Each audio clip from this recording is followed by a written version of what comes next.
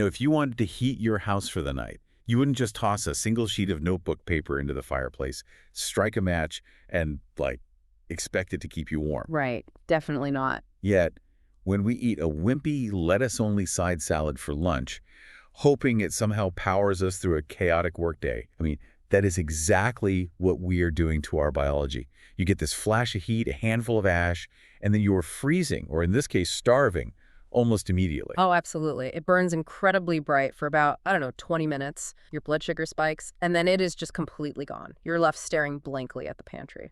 Which perfectly brings us to the mission of our deep dive today.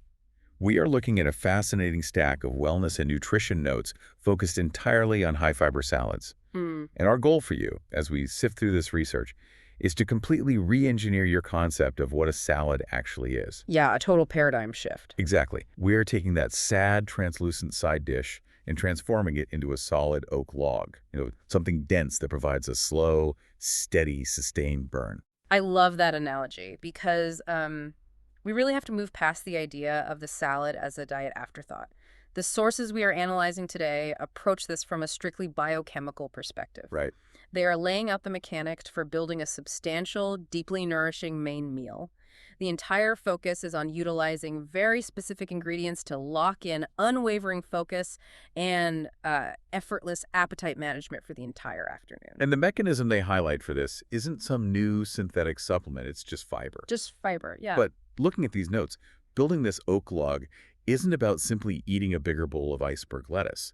The core philosophy revolves around the strategic addition of what the researchers call fiber powerhouses. Right, and this is where we need to differentiate between volume and density, because they are not the same thing. How so? Well, a giant bowl of spring mix has high physical volume. It takes up immediate space in your stomach, which triggers your stretch receptors and makes you feel temporarily full, but it completely lacks density. It's all water and air, basically.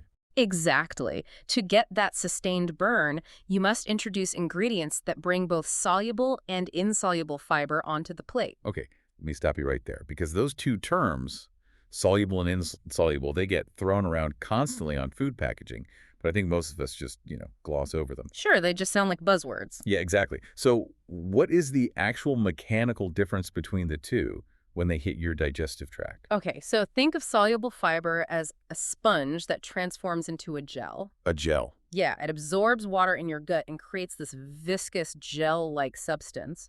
And what that gel does is physically coat the lining of your intestines, which drastically slows down the rate at which your body absorbs glucose from your food. Oh, wow.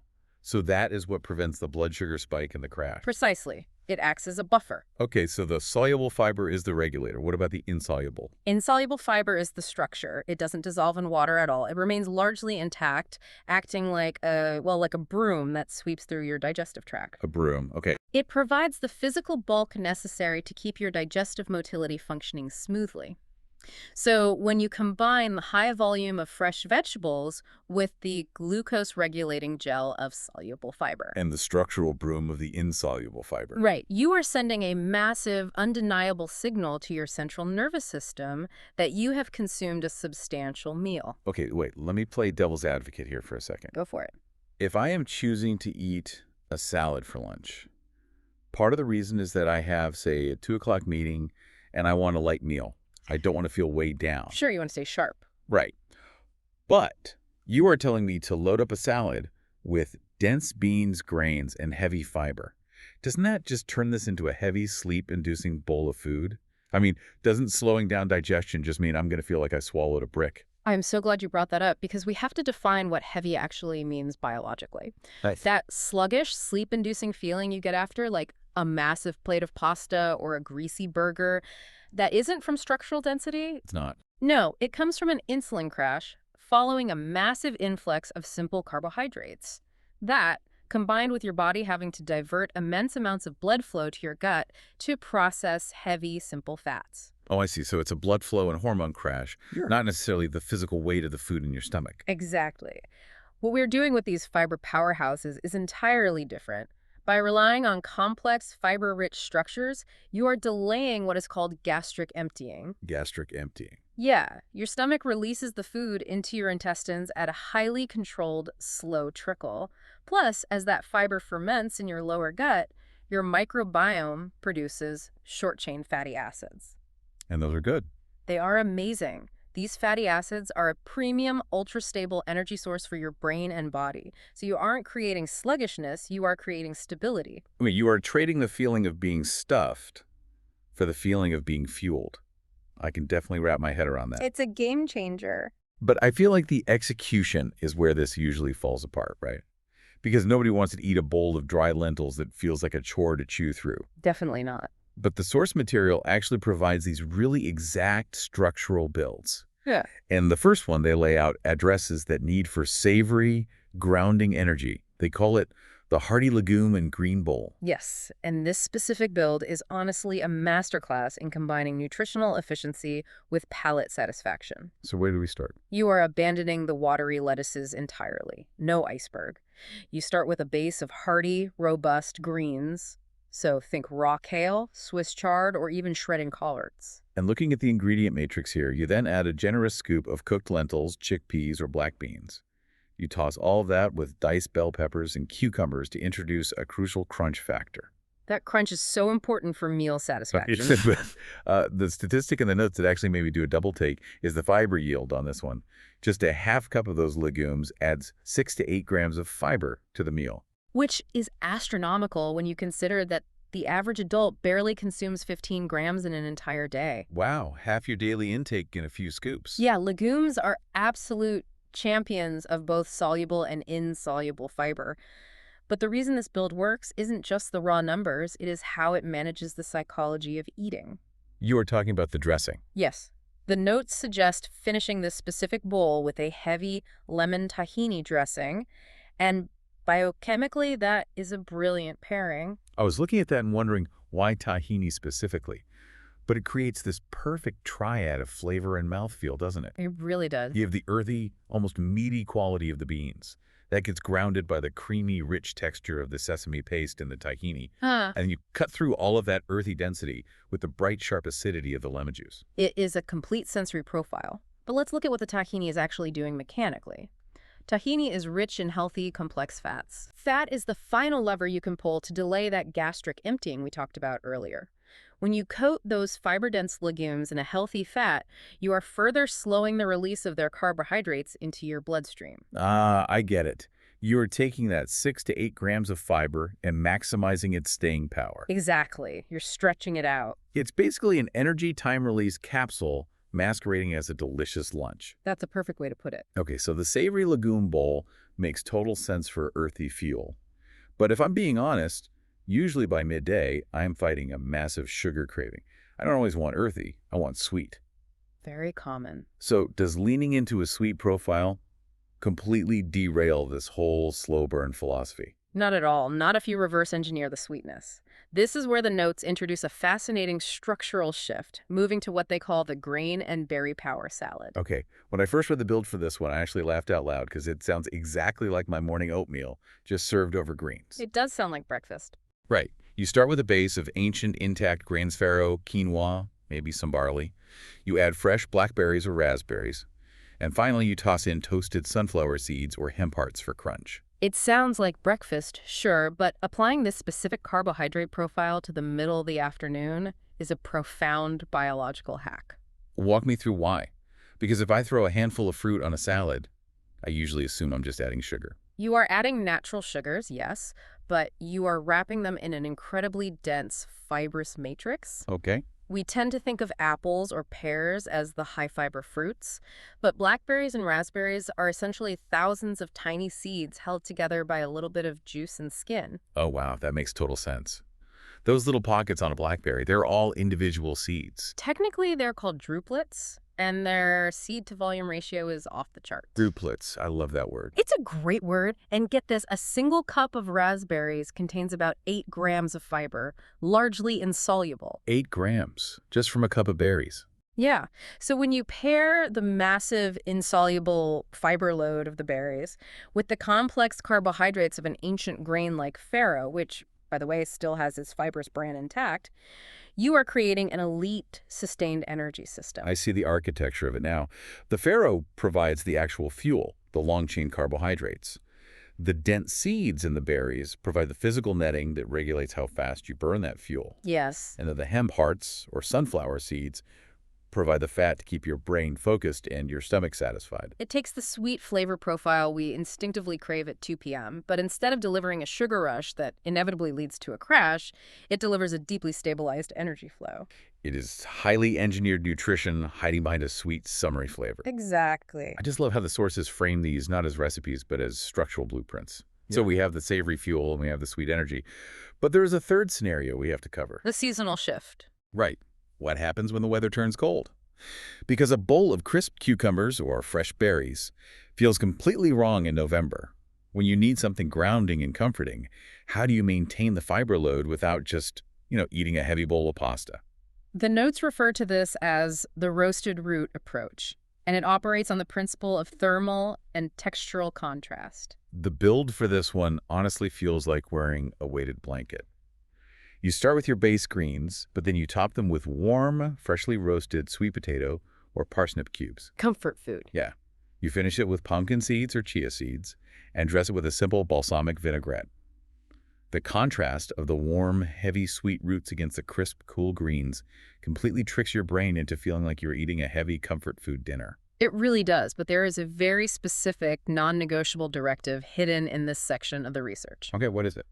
If you are going to use roasted roots to build this meal, you absolutely must leave the skins on the sweet potatoes and parsnips. I noticed they bolded that in the text. And we have this deep cultural habit of peeling everything. We want our potatoes perfectly smooth.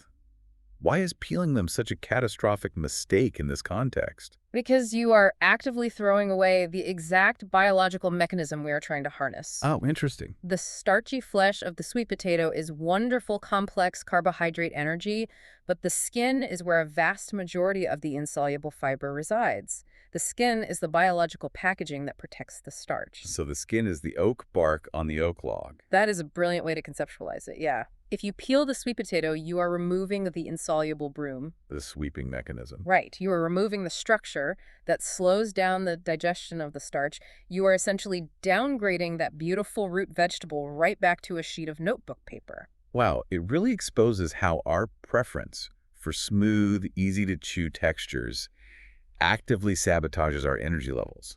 Leaving the skin on provides the structure that makes the meal actually last. It's vital. But adopting this mindset, eating the skins, loading up on legumes, adding chia seeds, it brings up a massive caveat in the source material, a catch that we really have to unpack, because if a listener gets this wrong, they are going to have a terrible week. Yes, the golden rule of fiber integration. Right, because if you drastically increase your intake of these dense structural foods, there's a hidden variable you must manage, and that is hydration. This point cannot be overstated, and it is where almost everyone makes their mistake when trying to eat healthier. The rule is absolute. Fiber requires water to function. Let's run a hypothetical scenario based on these notes. Yes. Say you are super inspired by this deep dive. Tomorrow, you build the ultimate Super Bowl. Okay. You've got kale, a massive scoop of lentils, sweet potatoes with the skins firmly on, and a heavy sprinkle of chia seeds. A powerhouse meal. But you get pulled into back-to-back meetings, and you completely forget to drink water for 6 hours. What is physically going to happen in your gut? You are going to feel bloated, sluggish, and intensely uncomfortable. The mechanics of it go right back to the sponge analogy we used for soluble fiber. Right, the gel. Yes. Soluble fiber's entire job is to absorb water, swell up, and create that soft, moving gel. But what happens if you put a dry sponge into a pipe and you don't run any water through it? Oh, man. It's like trying to mix concrete in a wheelbarrow. But you only put in the dry cement powder and the gravel, and you completely forget the hose. Oh, that's exactly it. It doesn't become a smooth, pourable mixture. It just turns into a heavy, immovable, dusty block. That is a perfectly accurate, if slightly horrifying, mechanical comparison. When you consume a high volume of fiber but restrict your water intake, the fiber still seeks out moisture. It's still trying to act like a sponge. Right. It will absorb whatever residual fluid is already in your gut. Right. But without additional hydration to keep the process fluid, the fiber acts exactly like that dry concrete. It turns into a physical roadblock. It completely halts gastric motility. That is wild. You could be eating the most nutrient-dense, perfectly engineered meal on the planet and completely paralyze your own digestion just because you missed the water component. The water is the vehicle. Hmm. Without the vehicle, the fiber simply cannot do its sweeping, regulating work. So the directive from the sources is incredibly clear. As your fiber intake scales up, your water intake must proportionally scale up alongside it. Which honestly leads to the most practical piece of advice in this entire stack of research. Because this whole discussion, changing how we view salads, leaving the skins on, managing hydration, rethinking midday carbohydrates, it can feel like a massive overhaul. And trying to overhaul your entire biological routine overnight is a guaranteed recipe for digestive distress and psychological burnout. The notes are very explicit about this. Yeah. Start incredibly small. Very small. You don't have to perfectly execute the roasted root blueprint tomorrow. If you want to start building this habit, you literally just take whatever salad or meal you are already going to eat and you add one structural element. Just one. Yeah, throw a half cup of chickpeas on top of it. Or even simpler, just sprinkle a single tablespoon of chia seeds into your dressing. It is all about giving your microbiome time to adapt. Your gut bacteria need to physically adjust to the new workload of fermenting those complex fibers. They need to build up their tolerance. Exactly. And once you feel the subtle shift in your energy levels from just that single tablespoon of seeds, when you realize you didn't need that 3 p.m. coffee, you will naturally want to start exploring the larger blueprints. You prove the concept to your own body first. I think that is an incredibly empowering way to approach nutrition. You aren't taking things away, you're just strategically adding the oak log. It's additive, not restrictive. Exactly. But stepping back for the specific recipes for a second, there is a lingering thought from these sources that I really want to leave you with today. The broader implication of how we process food. Yes. We spent this entire deep dive looking at how the secret to sustained energy, unwavering focus, and optimal digestion lies in very specific components. The tough, fibrous skins of root vegetables, the tiny, crunchy, insoluble seeds hidden inside berries, the dense, fibrous bran on the outside of ancient grains. The structural elements. Exactly. But if you look at the modern industrial diet, those are the exact elements we meticulously remove.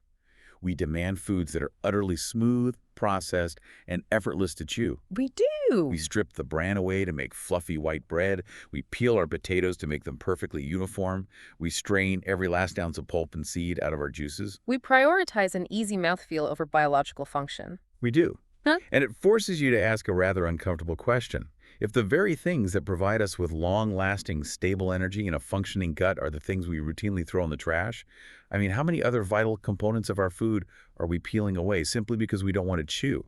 Are we actively engineering the fuel right out of our own food? It fundamentally changes how you look at the produce aisle. The rough edges aren't the parts you discard, they are the engine. They are the engine. It is definitely something to mull over the next time you are standing in the kitchen prepping a meal. Stop trying to heat your house by burning notebook paper.